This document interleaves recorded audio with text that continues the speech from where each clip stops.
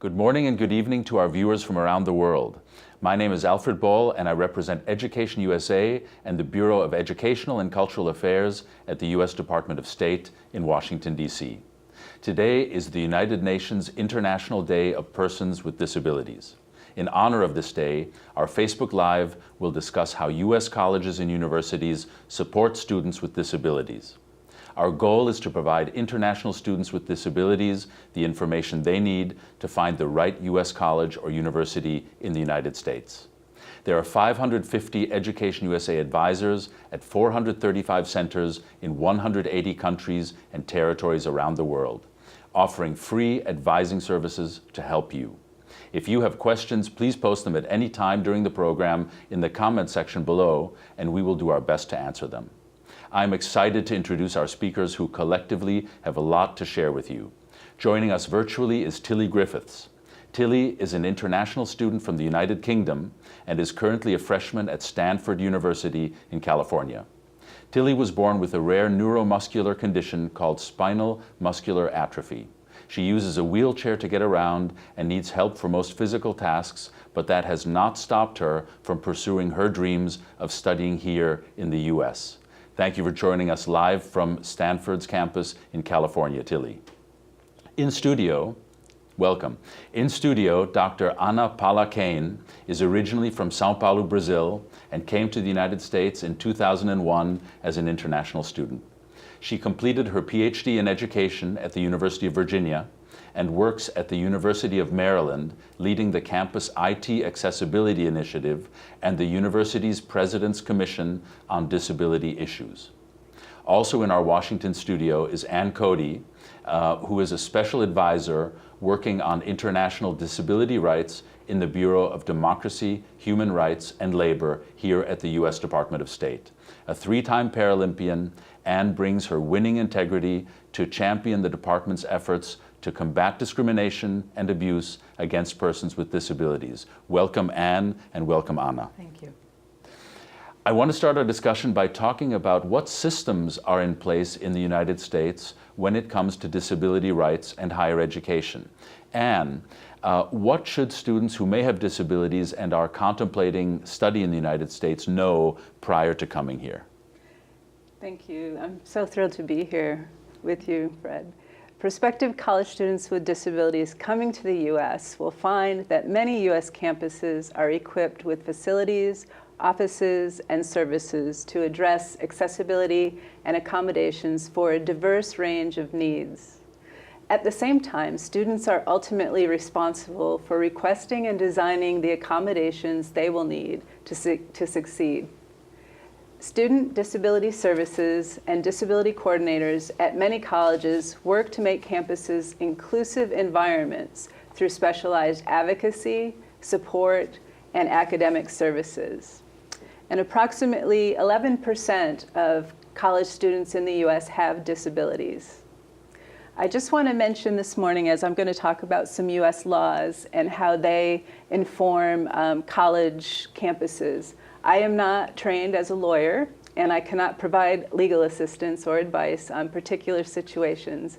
However, I can provide some general information on the laws in the United States prohibiting discrimination in higher education. That's great. Thank you, Anne. And yeah, it is important to point out that we're not giving any kind of legal advice, Yes. but this is general perspectives and approaches and letting students know about the systems that exist here. Correct. Yes. That's fantastic. Thank you so much. Thank you.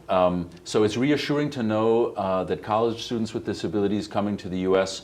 will find campuses that are well equipped with a wide range of support. Can you tell us a little bit about some of the actual rules prohibiting discrimination in higher education in relation to disabilities?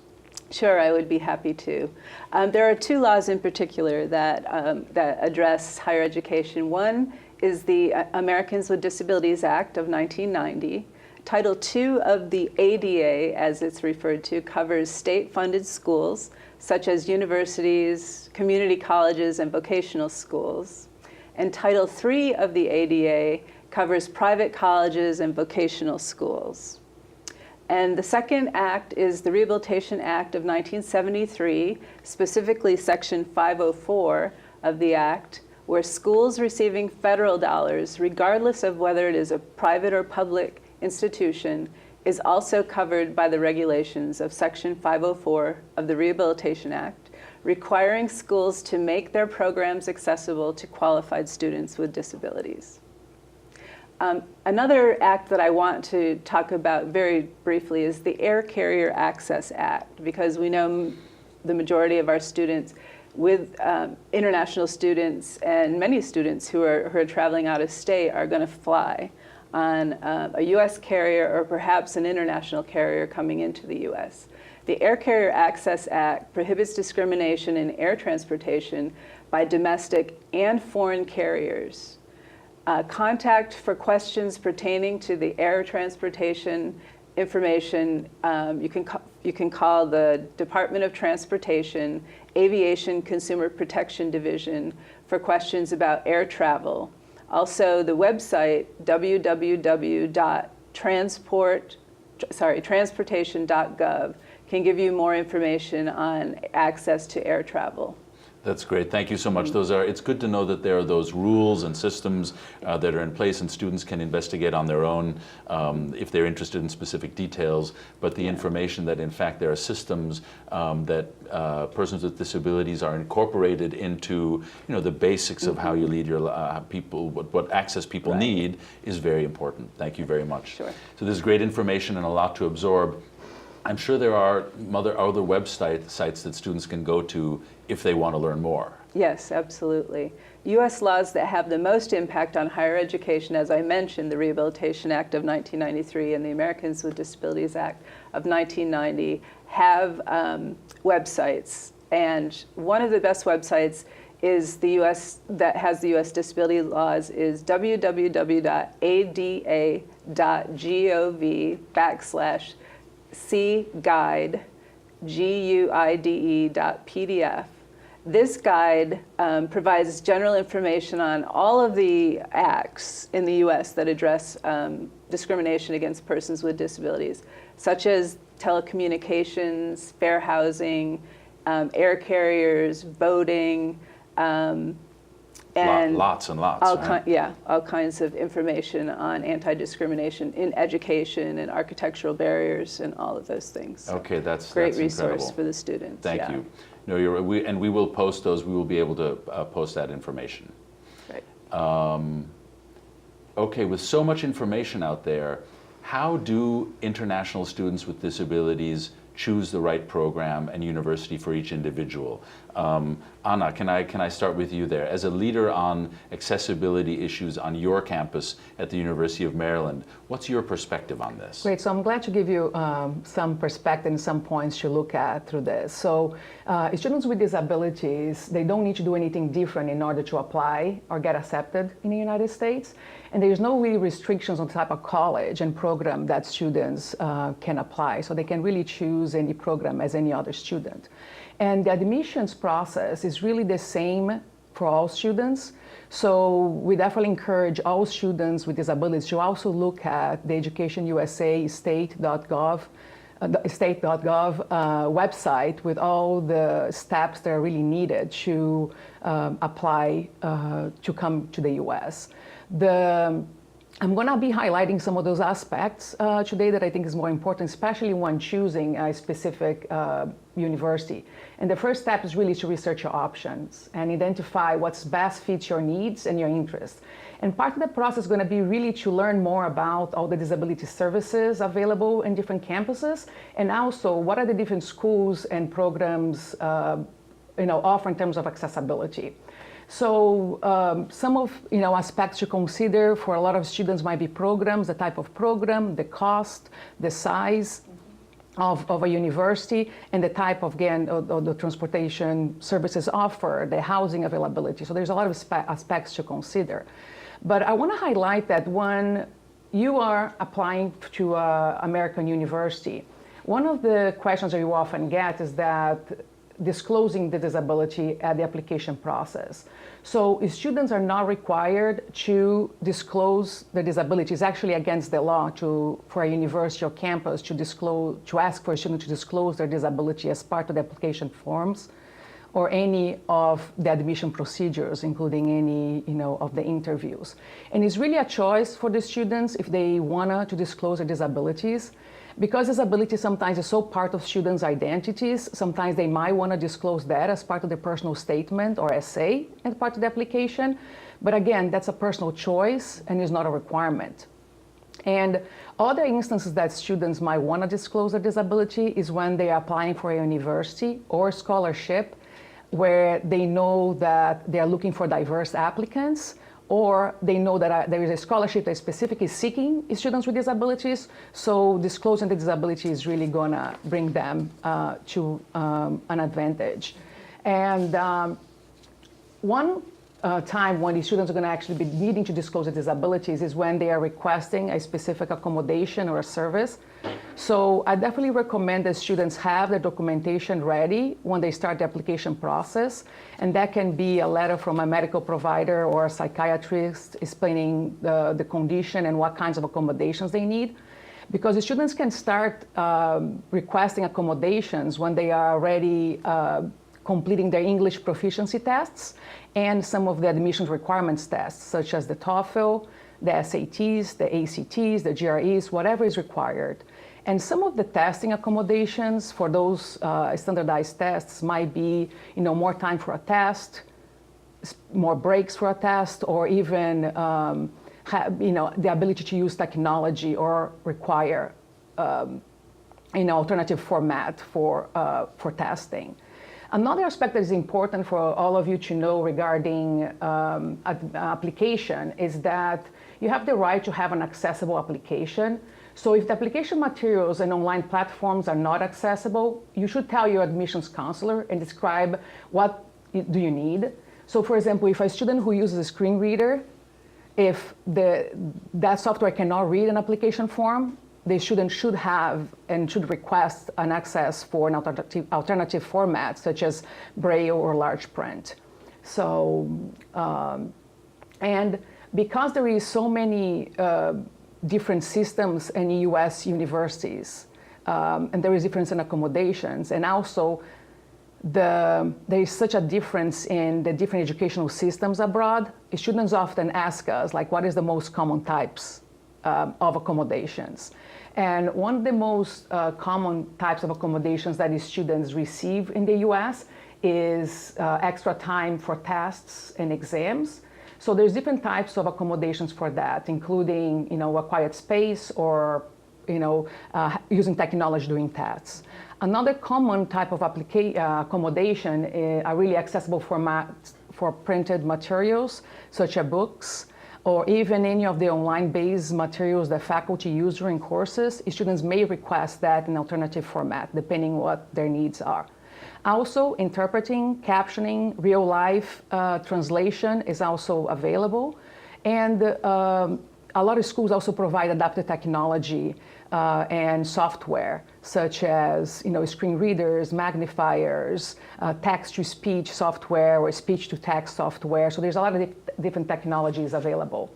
Also, accommodation that is very common is early registration, and that really supports students early in the registration process to schedule their courses in the way that really best fit their needs.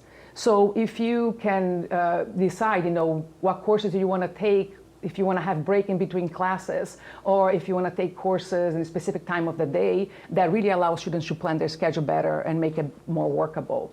And there's also many non-academic accommodations like housing accommodations, such as HAMPs, accessible bathroom, and also transportation accommodations, and as well as, having, an animal on campus. So those are some examples. And I think, when I say something... I'm wondering, do all schools have the same accommodations? No, actually, that's something that I definitely recommend students to contact disability support services or disability resources in the universities they want to apply, because the students, colleges and universities have very distinct services, and it's different. It varies from university to university. And there is a lot of different universities, they will have different services. It's not exactly the same. There's such a variety of And schools. I would just mention too, when you look at the legal requirements, so the federal laws are the minimum standards that the schools are required to meet. And some states and cities and local authorities even have stricter requirements in terms of some of the ADA those provisions codes and things. That's fantastic. And then the campuses also have an interest in being a more friendly university for students with disabilities. So it really depends. Yeah, and one of the things that you mentioned earlier, I think is important to state again, is that as part of the culture of American universities, students are actually required to be in charge of their education. So students with disabilities will need then, once they're admitted, they're going to need to contact their disability support service and be part of the process to request the accommodations, negotiate the accommodations, and plan, for implementation of those accommodations. So if I'm hearing you both correctly, while it's completely up to the student as part of the application process, whether he or she says, I'm going to talk about my disability or not, it sometimes can be a very good idea in the sense of researching your options and understanding what accommodations specific universities have above and beyond any minimum standards that they have to offer, right? And that clearly in the US, they all of them see this as important, but they can differ just in what they have. And then beyond that, students have to, take responsibility themselves for making sure that they engage the campus on what their needs are.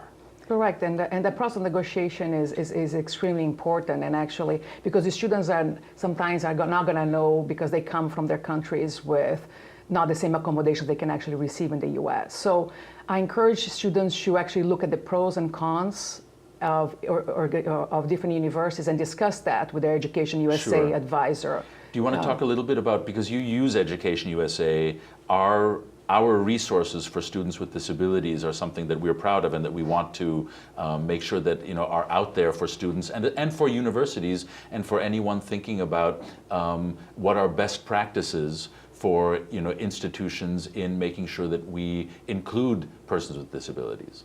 Yeah, and definitely, I think that all over the world, EducationUSA advisors can support students with disabilities on the application process and really to look at all those options, and understanding, because it's really unique the way how accommodations, and it's not because, a specific disability, some people can get so many different accommodations because it's really need-based, it's an individualized process. So when you speak, let's say when you speak with your EducationUSA advisor in your country, you'll be able to share more about what your needs are, and they can support you to really look at the pros and cons. That's great. So also I want to mention that Mobility International USA has excellent information, articles, and great videos featuring international students with disabilities that came to the US. And their website is miusa.org. And I encourage you to look at their YouTube videos, their Facebook page, because they have excellent, resources for students with disabilities planning to come to the U.S. as well. Thank you so much, Anna, for so much, and Anne for so much, useful and informative information. Tilly, I'd like to turn to you now. I know that as an international student studying in the United States, you have an inspiring story to share with our viewers. Could you talk a little bit about your journey to Stanford and why you chose to study in the United States? Okay, so going back a couple of years now, I think I was about 12 when I decided that I really wanted to come to the US to study. And whether it was High School Musical or just this overwhelming sense that US campuses were such welcoming and inclusive places, but I decided that that was what I was going to do. And that gave me a real drive and a goal to focus on throughout my high school studies. And to be absolutely honest, in the beginning, people would laugh in my face because, for one thing, coming to the US to study is not something that is done from where I'm from in central England. And the added complication of having a severe physical disability, they just thought it was the most ridiculous idea they'd ever heard. But that kind of pushed me a bit more to prove that I was going to make this happen. So I worked hard through my exams, achieved well. I was very thankful for that. And I was then accepted onto the Sutton Trust US program, which is a program in the UK that is run in partnership with the Fulbright Commission, and I believe they've worked. This was a real, I see this program as the key to unlocking this whole world of US college admissions. Suddenly there was other people that shared this dream with me, and there was people that I could go to with questions about admissions. But the interesting thing was that I believe I was one of the first students to join the program who has disability. And so navigating the process from this perspective was a learning experience for us all. I had the chance to come over to the US as part of the program and spent a week at Yale University and toured campuses on the East Coast. And that really gave me the opportunity to see firsthand what US campuses had to offer in terms of accessibility. And the overwhelming sense that I got was that I couldn't really do wrong. Obviously, it varies from campus to campus, but they were all incredible places and with incredible people who were willing to go the extra mile to make sure that I could be part of their community. But after that, that was an incredible experience. I came home, sat the ACT accommodations, as you mentioned earlier, and Stanford was, it was always my dream to come to California. In my heart of hearts, this is where I wanted to be. Maybe because snow and my electric chair really don't mix too well, so the sunshine is very nice. But I never allowed myself to dream that it would ever be Stanford. Even big ambitions, this seemed just like one step too far out of my reach. But down the Sutton Trust, they came through and they said, why don't you give it a go? And so I submitted my restricted ability application to Stanford University. And I did choose to disclose my disability within my essay. As like you say, I feel this is a huge part of who I am. And yeah, around almost exactly a year ago today, I received my acceptance letter, which was just a huge, huge achievement for me, obviously, but also a testament to the amount of support that I received from family, friends, my high school, and all the people that believed in me and my dream. Tilly, your story is really impressive and inspiring to us all. I wonder if you can go into some of the details about practical issues. How did you secure housing and find a place to live? Have you been able to take part in extracurricular activities? And have you gotten the right support? What about the international travel? Was that difficult? And do you have tips for any of our viewers? Sure. So just to begin, I'm just nearing the end of my first quarter at Stanford, and it has been the most incredible few months. It really has been life-changing already. Compelling classes, incredible peers, and the craziest, most wonderful campus events. So it has been amazing. But of course, there were challenges on the road to getting here. And I think a big question for me for a long time was how I was going to receive support for personal care, as this is something that I require 24/7. And so this is just my personal experience. Coming from the UK, I worked with the authorities in the UK to receive funding for my personal assistance. And it was a very thorough, long time, but I was approved to have my care funded. So I have support from personal assistance 24/7 while I'm here at Stanford. But obviously this will vary from country to country and student to student. My funding comes from the UK, but my only advice is to get the ball rolling as soon as possible. Start asking questions, start letting people know what your plans are and finding solutions. And then onto housing, that was really exciting for me. I couldn't wait to live in a dorm. And this was a real priority, that I was able to live within a dorm and not in some separate accommodation because of my disability. And so I worked with the Office of Accessible Education here at Stanford, and they were super helpful. Really early on, I let them know what my needs were, and nothing was ever a problem. And chances are that whatever I asked for, they'd done it before for a previous student, so nothing was a big deal to them. I have an amazing setup. I'm here in my room now. I have a private room for myself and my personal assistant, but within a dorm, so I live among my peers and it's really exciting. Academic accommodations, pretty similar. Being an international student doesn't really factor by this point because I'm now a Stanford student and that's all that matters. I'm entitled to the same things as my fellow students with disabilities here. So I just went through the same process that we discussed, and things like civil laptop and exams and extra time. So all really simple, but again, just make your needs known early and all will be well, I believe. And then one thing about international travel, this can be quite daunting for a lot of people with disabilities, particularly if you have an electric wheelchair like I do, for example. It can seem like quite a tricky challenge, but it is, you do have to plan ahead. You might have to bring a little extra luggage than most people, but I find it really exciting, and you just have to plan ahead. The airlines I found in my experience are amazing. As long as you know what you're entitled to, they will support you, and this should not deter you from looking into the US study, because it already, for me, has been a life-changing experience. That's fantastic. Thank you so much. That's really inspiring. Thank you, Tilly. I think it's now a good time for us to move to some of our online questions. Remember, to our viewers, if you have a question you want to ask Tilly, Anne, or Anna, just write in the comment section below. Please tell us your name and where you're watching from.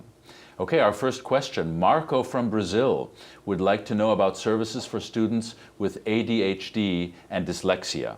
What sorts of accommodations can they request from colleges and universities? Anna, do you want to start with that? I think, Marco, oi, I think it's a great thing for people when they go to the university to actually, just the diagnosis by itself, it's not exact what people are going to use to determine accommodation, but students who have dyslexia or learning disabilities, they might receive as an accommodation extra time for exams.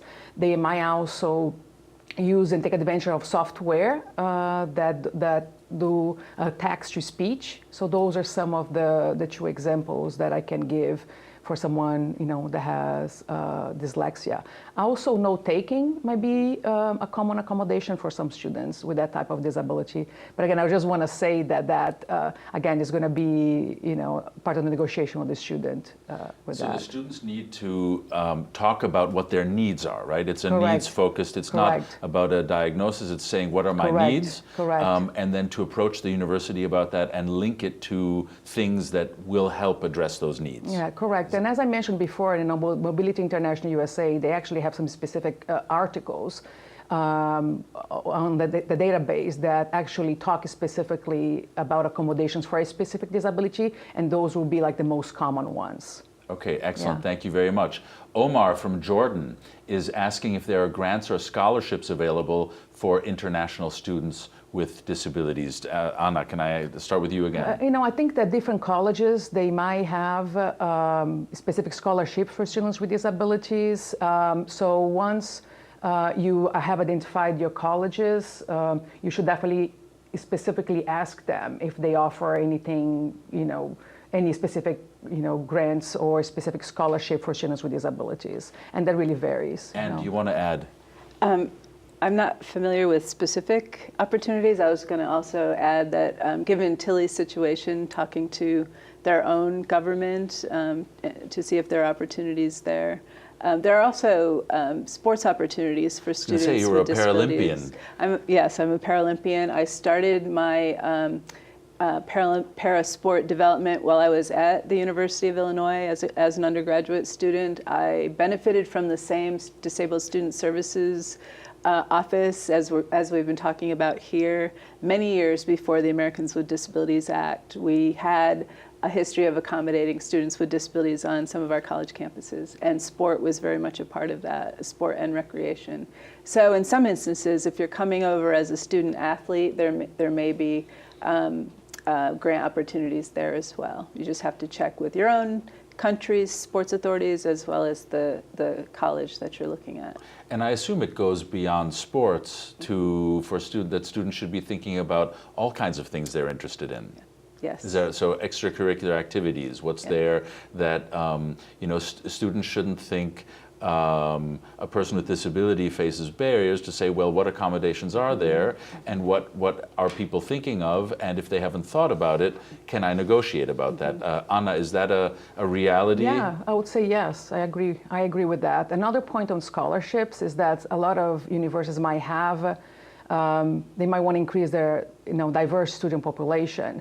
So remembering that diversity is also disability is also part of diversity, and that students should also seek that. If a scholarship doesn't say specifically a disability, I think that's another opportunity to do that.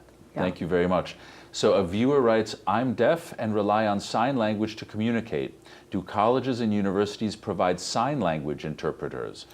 Yeah, sign language is something that is interesting, right? Because sign languages, there are different languages around the world. So one thing that is important is that for the deaf communities that they actually have to be proficient in English. In English Correct. and American Sign Language, right? Not American Sign Language, but there is different ways to provide speech to text, so a student can get the information. So there is several services that university use, like transcribing, TypeWell is an example of those. Some universities has a program for real-time translation that they call CART, that some universities offered for deaf students, not only international students, deaf students who are international as well. So, but students who are definitely entitled to translation or interpretation, and captioning definitely is another one. That once you have, you can provide the captioning and transcripts as well for videos. That's fantastic, Yeah. Thank you. Our next question is from Beth from Guadalajara, Mexico, who would like to know, how can a student find information on how universities can cover special needs besides accommodations? Is this information listed on their websites, or whom should a prospective student ask? Tilly, can I turn to you and say, in your researching schools, where did you look for information? I know you worked with EducationUSA as well, but how would you go about doing this? Absolutely. I always think the best place to start is with the university itself. You can get a lot of information from their other websites, such as Mobility International USA that I use, and that was amazing. But once you have your baseline information, the best thing that you can do is contact the school directly. And just, if you're comfortable, be specific about your needs. Say, this is me, this is what I'm looking for. Can you provide this kind of support? And chances are they'll get back to you and say, yes, this is what we can offer. So that would be my advice, just to contact the school directly and see what is on offer. One other thing I would like to mention that I missed earlier was that, as well as the accommodations that I received for housing and academics, there is also an office here at Stanford called the Diversity and Access Office, which basically provides support to students with the things that they want to do. So outside of the classroom, whether this be fountain hopping or the dorm's winter ski trip, this office will find ways to include students with disabilities in extracurricular activities and anything else that they want to get involved in on campus. And again, that's another person that you can contact. I'm sure other schools have a similar person in that role, so that's a good piece of information too. Thank you, Tilly. Very valuable. Anna, is that something that you'd say is pretty typical for universities, that they have that kind of office or that kind of function? Yes, and most offices are listed as Disability Services Office or Disability Support Services. If you go online and Google for Disability Service, Accessibility Service, students will easily find that. And I know that we have Tilly with us today, but I also encourage students to go online and try to find student organizations and contact students to get a little bit of the perspective from the students on that campus. And that might be, around transportation. It might be around, getting around campus, about transportation around campus and going off campus for activities.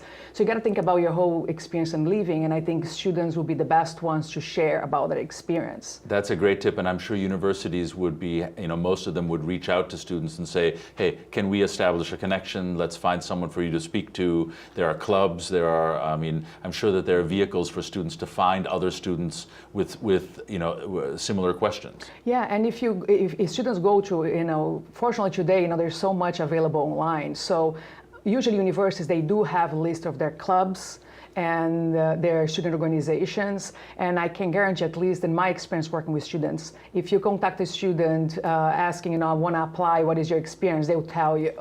And they will tell you, I know this person, And often most universities also have undergraduate student organization that is an advocate group on campus, or a graduate student governance group that they can also reach out to and say, what are the benefits, what are the challenges of being at your university, this is who I am, this is what I'm considering it.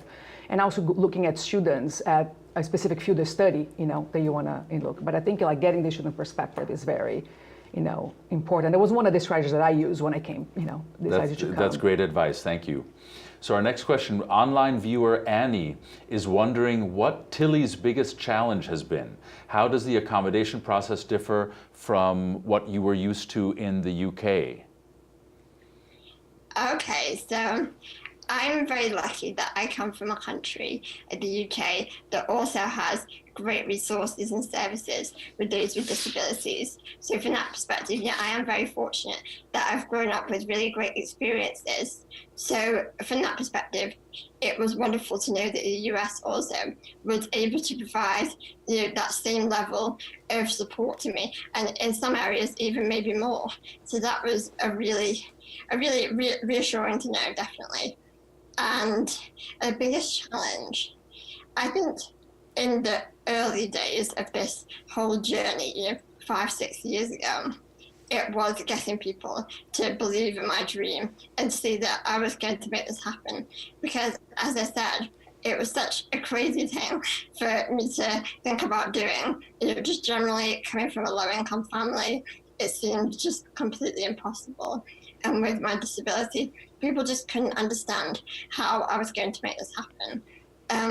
But it was a long journey, it was challenging, but it was so exciting. And I just loved to immerse myself in the whole process and find ways to prove those people wrong that doubted. So I think that was a challenge, but it was also added to that sense of achievement once I arrived here and it's all happening.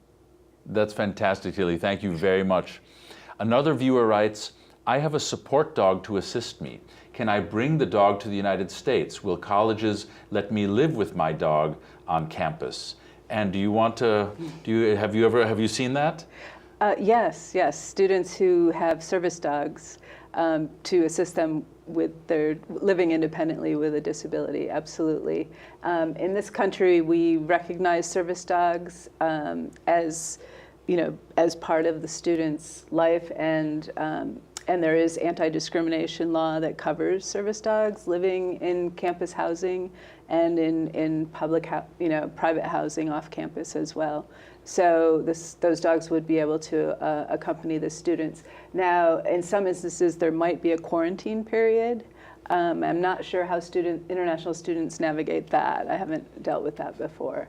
But otherwise, so that's something to ask and to find out as part of the process. Yes, to find out, depending on which country you're coming from, if there's a quarantine requirement, and if service dogs are even perhaps, not required to go through that same process as regular pets because of their function. Got it. That's very good advice. I know that, and in transportation, it's also very common now to see service dogs on planes, on buses, everywhere, right? Yes. The person with a disability has a right to bring their service dog with them everywhere that they go. Right, right. Yes. Yeah, It's and fantastic. and that include classes, the different classes and buildings on campus, as well as their housing, And for sure. restaurants and So, all public accommodations. Where the student goes, the service dog goes as well. Yes. Correct. That's fantastic. Thank you very much. So our next question, do colleges and universities have accessible transportation to get around campus for persons with disabilities? Anna, do you want to start I would that? say that that's part also of the law. The transportation needs to be accessible. But, I would definitely ask, there's such a variety of, campuses all over the U.S. and of different sizes. For us, for example, we are a campus of 50,000 people, and we have a pretty significant, transportation system on campus, which include regular buses, include shuttles, includes paratransit. And then, because we are also in the DC metropolitan somewhat area, there is metro access. There is also access to the public transportation, which also is accessible. The public transportation in U.S. is required, as well. And I think you can speak a little bit more on that end. But, it's required to, meet accessibility guidelines in general. Do you want to add? Well, I'll just add, so students will be looking at a whole variety of factors, right? In addition, their disability is certainly one part of one factor that they'll be considering. They'll also be considering their academic preferences and what they want to study and which schools offer the best academic programs for them. Also, they may want to look at climate and weather. And in the U.S., we have very sunny, warm, comfortable weather all year round in the southern parts of the U.S. And then we have in the very northern parts of the country, very snowy, cold weather several months out of the year. So depending on a student's disability, those things will present different challenges. That doesn't mean that you can't, function or have a perfectly positive experience. I know when I went to the University of Illinois at Champaign-Urbana that we had a lot of snow every winter that I was there, but the transportation system was accessible, and there were other ways to manage getting around campus or dealing with the inclement weather on those campuses. But as Anna said, it does differ from campus to campus in terms of the size and number of students at a campus and whether or not there's even a transportation system at all there. So there are lots of things to consider. Also rural settings versus city settings. In a city like Washington, D.C., as Anna said, our transportation system, public transportation, is 100% accessible. In a college campus like UC Berkeley, out on the West Coast, 100% accessible. But if you look at New York City, if you're going to school at a university in New York City or Boston or even Chicago, the public transportation systems, because of their age and when they were built, are not 100% accessible. So those are things that may or may not impact you as a student, but certainly things you want to be aware of. So again, do your research, know the place, ask the questions, engage. It's important for students to be very on top of this, because even though there are great services, the specifics do vary. That's right. That's great advice. And I think another aspect that is related to transportation is where students are going to be living. I think Tillys just mentioned that. So if you are going to be living on campus, a lot of American universities, they do have a lot of availability for housing on campus, and they also have a lot of off-campus housing. And some universities might have a restriction that graduate students, for example, can only live off campus, that undergraduates have priority to live on campus. So, but that is something that a student with a disability who definitely can benefit as on-campus housing can negotiate as part of their accommodations. Very interesting, and in fact, I think that's something that Tilly mentioned, right? Tilly, you said that you actually engaged the school and said it was a priority for me to be in a dorm. Yeah, during my college search, I came across a number of campuses which had amazing accommodation for students with disabilities, but it was entirely separate to the rest of the student body. A fantastic little apartment maybe, but I really wanted to have that full, particularly freshman experience within the dorm, and that was a real priority. So again, I just reached out. I was honest. I said, this is what I'm looking for. Is this something that you can support me with? And here at Stanford, I'm able to do that. So it's amazing. That's great. Thank you so much. So our next, we've got a lot of very good questions. The next one is, as an international student with a disability, is it difficult to get health insurance in the United States? Anna, is that something you'd like to talk about from the campus perspective? Do you have anything Or Andy, you want to start? added to that? No, I would. I would say that, I think it's part of, I can even refer to my own process of applying here as an international student. I think for every international student, having health insurance is going to be a priority.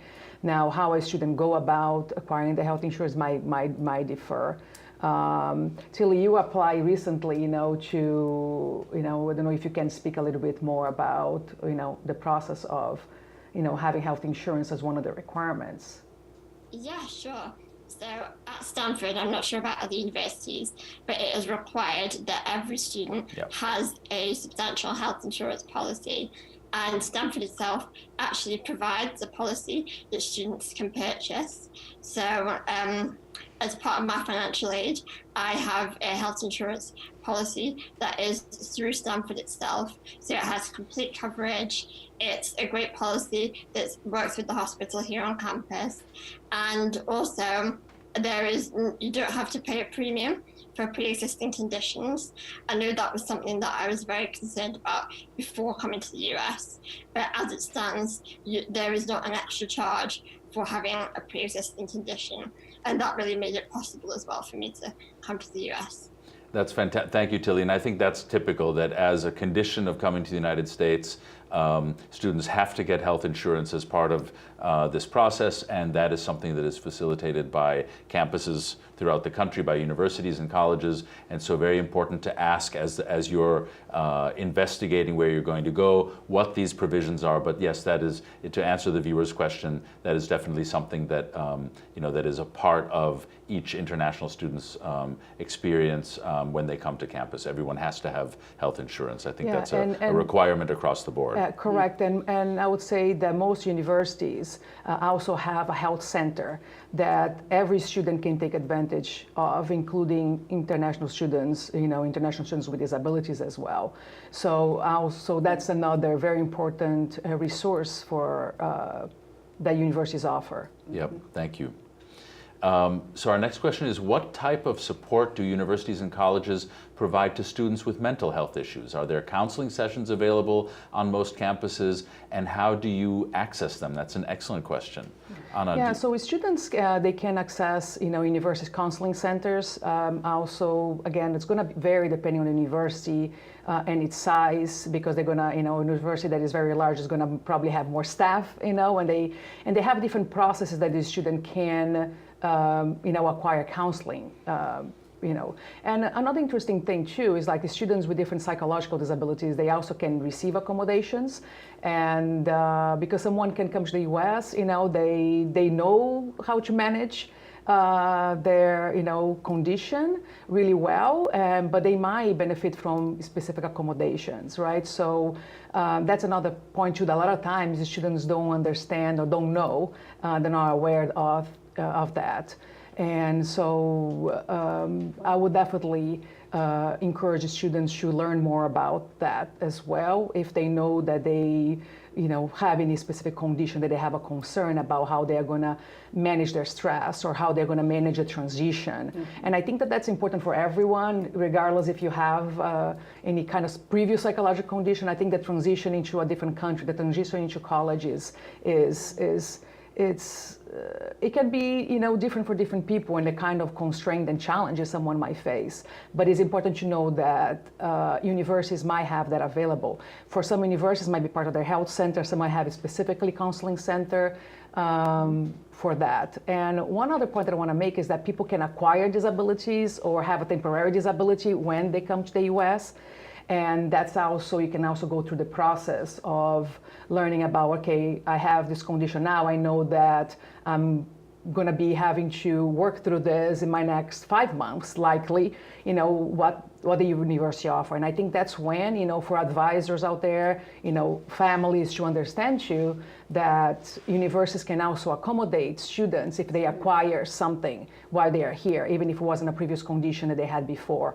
And because they don't have to then negotiate that before admissions anyway. So. Absolutely, those are excellent points. Yeah. And I think something to emphasize, right, is that these are things that students should not keep inside, but should talk about and should look for support on. Yeah, I know there's been a huge development on campuses in the United States in general in relation to mental health services. Correct. And that's something that absolutely students have to reach out on and get, and that campuses are really thinking about those services. Yeah.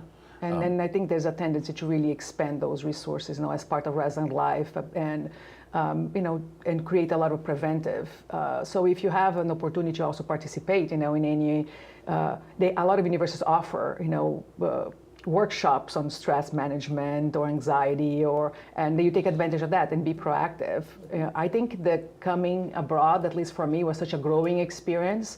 And in the times that we have the biggest challenges, being in communication and seeking help, it's so important. And, it's important for people to know that there are a lot of resources as well in place to support student success on campus, regarding if someone has a disability or not. And so exactly, so we're talking about both a disability that might be a psychological one and simply general mental health issues that affect everybody, and where students might need additional resources, all of us. That's fantastic. One of the things that Education USA does is we provide pre-departure orientations for students across the world that talks about some of these things, the stress in changing countries, even students who are say, I'm very well prepared, I know what to expect. Sometimes the reality can be very different. You're changing a country, maybe your language, systems, there can be a lot of stress, exams, all of those kinds of things. And so we want students to be prepared. So I also encourage students to attend Education USA pre-departure orientations to help you with that transition in coming to the United States. So another question, Tilly mentioned a personal care attendant. The questioner asks, did she bring that person from the UK, or was this person hired in the United States? And what was that process like? Do you have any tips for students who might need a similar kind of service? Okay, so again, just to reiterate, this was actually believed to be one of the first cases of its kind in the UK. Providing funding for students to study abroad wasn't something that they have really done before, to the US particularly. So it was new for everyone. And yeah, it was pretty daunting thinking about coming across to the US. And I actually employ within the US, not personally, I use an agency. Because I just didn't know where to begin with privately hiring PCAs and dealing with payrolls and that kind of thing. So I work with an agency. I have a small team of people that come in and they help me with all aspects of personal care and just keep my world turning, really keep things moving, and provide physical support. And working with an agency is a place to start. Once you have the funding in place, because it takes the stress away and everything is dealt with. And working with personal care attendants will always be, it's a challenge to find the right people and make sure that you have a secure team, because at home, I'm used to my mum caring for me. She's cared for me for 18 years. So it was definitely a big transition, not only to move countries to the other side of the world, but then to have a whole new team of people helping me with day-to-day life. But it was a crucial piece of the puzzle, really, in me coming here. And it's really all working out for the best now. But that was definitely a challenge to begin with. That's good. Thank you so much, Tilly. We have one last question for you, Tilly, from our viewers. The viewer asks, what has surprised you most about studying in the United States? What has been harder than you expected, and what has been easier than expected? Okay, interesting question. As you mentioned a few minutes ago, I think I was one of the people that was definitely like, yeah, I've got this, I'm really prepared, I know what's going to happen, all this planning for 6 years. I've made every single spreadsheet that you can imagine. I've got this. So it was definitely a shock when I first arrived in the US and had to kind of wave goodbye to my parents. And I found that more challenging than I expected that I would.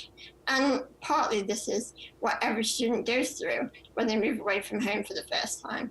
But I think it was maybe more so even for me because I'm so reliant on the support of my parents. So we've been very close. So I think that was a big challenge. And, coming from the UK before, I deemed it quite similar to the US, there was no language barrier for me, so that wasn't really a problem at all. And immediately I felt welcomed by everyone on campus. It's a great community. And I just feel definitely a part of the whole scene. Everyone is willing to help me out with different things. Once I leave for class, people in my class will help me get my laptop out of my bag. They'll move the chair for me, things like that. They're willing to support me throughout the day so that I can be independent from my assistants and just be my own person around campus. So that was it's been really wonderful seeing that develop over the past few weeks. That's fantastic. Thank you so much, Tilly. Unfortunately, we are almost out of time, and I would like to ask each one of our commentators if you would share a final, very brief thought for our viewers. Anne, can I start with you? Well, I would just say personally, going along even though I didn't come from out of the country, I went to school far away from home like Tilly did, where I didn't know anyone. It was such a tremendous personal growth experience and development experience and such a rich environment for me to learn in and push myself and learn from others about what would be possible for me as a young person with a disability, having the opportunity to be around other young people with disabilities my age. So I just encourage those of you who are thinking about it to really, really consider it even more seriously, because it's a great, great experience, and it'll be with you for the rest of your life. That's amazing advice. Thank you, Anne. Anna. Yeah, and for me, I think my biggest thing that I want to leave you with is that you really take on the admissions process and to know that that's a journey on itself and you're going to grow a lot just going through the process. For me, my first step was to learn English. And, I was very, insecure in the beginning about, am I going to be able to pass all the standardized tests? Am I going to be able to do this, right? So you really should be persistent on your goal and really take that on yourself. I would say that seek as much help as you want, but be in charge of your application process, because that's one of the best growing experiences. And all the hurdles that you face as in your admissions process is going to help you grow and learn what you need to be successful once you come here. I think that's, and go for it. This, plan. You have a lot of support with Education USA in your country. I didn't have that at my time, as I think there's a lot of more information today. So, go for it. It's an experience that is definitely has transformed and changed who I am, and I'm sure that, that can make a huge difference for you as well. Thank you so much, Anna. That's amazing advice. Mm-hmm. And Tilly, can I turn to you? My advice to any students considering the US would simply be to plan ahead, be prepared to fight for what you believe is right, and don't let your disability or any other aspect of your life be a barrier to pursuing this dream. That's inspiring. Thank you, Tilly. And thank you for joining us today. And of course, a very special thanks to our guests, Anne, Tilly, and Anna. A very special thanks to our viewing groups joining us from around the world, including Education USA Colombia, Education USA Guatemala, and the US-UK Fulbright Commission. You can find more information about studying in the United States by visiting the Education USA website at www.educationusa.state.gov. There you can find information on the 5 steps to US study, locate an Education USA center in your country, one of 436 around the world, connect with us via social media, learn about both in-person and virtual upcoming events, research financial aid opportunities, and much more. Thank you, and please join us for future Education USA interactive web chats. Goodbye from Washington.